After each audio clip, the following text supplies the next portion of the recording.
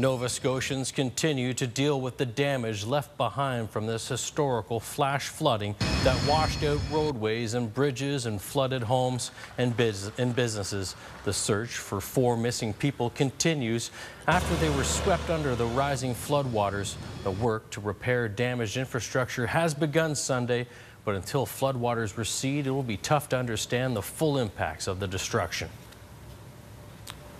We begin tonight with the ongoing search for 2 children and a youth and an adult presumed swept up in the rushing floodwaters in West Hants region.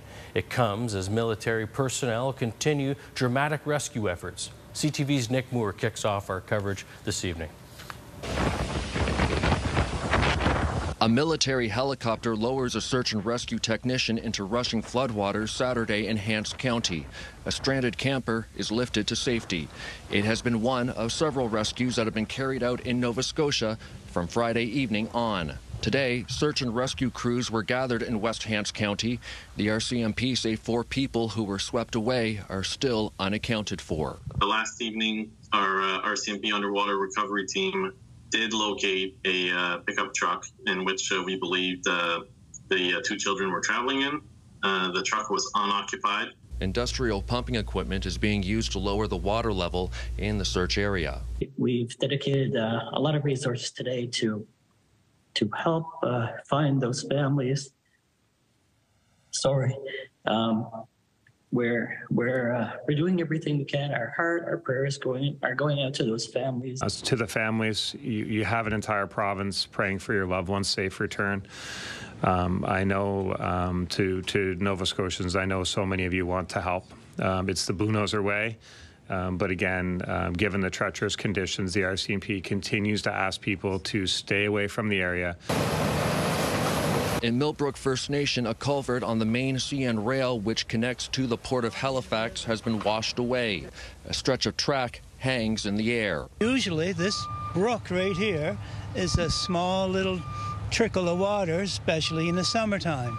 This is the only rail line we have going through here, and it's a total necessity. Repairing damage will take time, along with finding damage on bridges and roadways that might be hidden. You know, the road might look safe to be traveling on, but it could have been weakened by the floodwaters. So keep that in mind. There could be bridges that have been weakened and overpasses. So now's not the time to go out there for a pleasant stroll. Nick Moore, CTV News.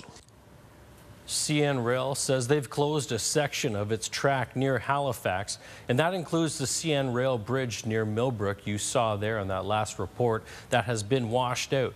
In a statement to CTV News, CN Rail says, quote, crews are currently inspecting our track in the area and making repairs to ensure the safe movement of passenger and freight traffic. Some repairs will be delayed until weather and water events subside.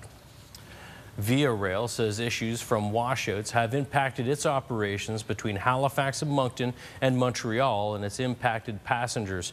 Those will receive, they're saying, full refunds.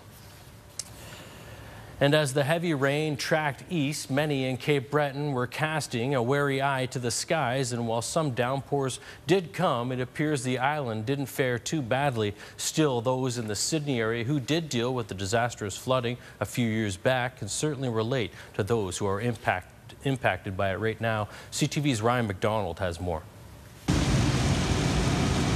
For a while this morning, the rain was coming down in sheets in the Sydney area, and it looked like things might get bad. But by noon hour, the rain had stopped, and though water did collect in some typical problem spots around town, things were mostly back to normal.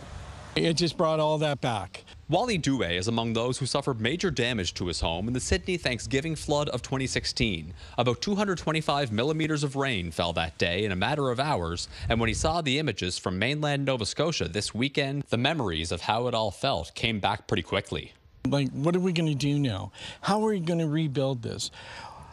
Where are we going to stay here? Is this house going to be livable? And so we had all those thoughts and all those conversations.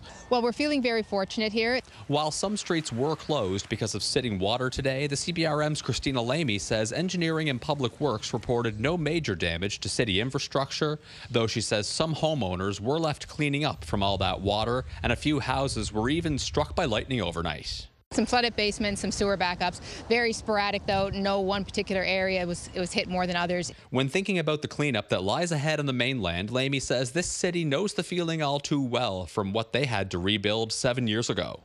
Years, in some cases, for people to rebuild and rebuild their homes. Yes, our sympathies are with them. For Wally Douay, who ended up moving because of the damage done to his home back in 2016, he says with 3 major weather events having hit the province in less than a year, dating back to Fiona, it's tough to see the elements change the lives of so many, like they once did for he and his family. You know, the wildfires and just the devastation in that part of Nova Scotia.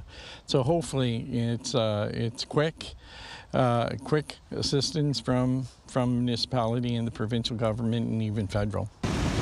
So while it may have been a bit of a bullet dodged here on the island, there is plenty of sympathy being sent across the causeway. Ryan McDonald, CTV News, Sydney.